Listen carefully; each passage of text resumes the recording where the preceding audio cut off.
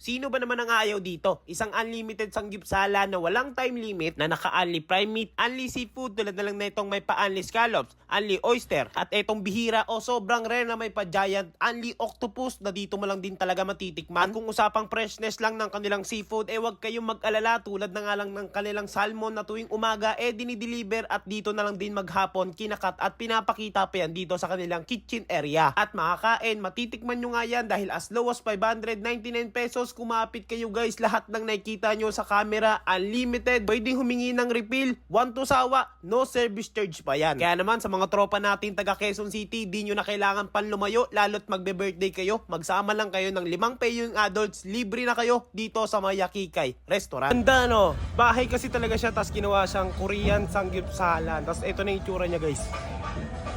At feeling ko talaga bahay lang din talaga to na ginawang restaurant sanggipsalan kasi mula sa first floor hanggang second floor, ramdam mo talaga kasi yung pagkain mo dito at mafe-feel mo din talagang nasa bahay ka lang din kumakain. At kung komportable nga kayo na hindi na pumila at diretso upo na lang kung sakaling darating kayo, suggestion ko nga na mag-advance booking na kayo bago pa man kayo magpunta dito. At para nga sa mga walk-in, ako malaking kudos or points para sa inyo kasi kapag ka walk-in kayo dito, automatic guys na kapag ka kumain kayo, wala nang time limit ang pagtambay o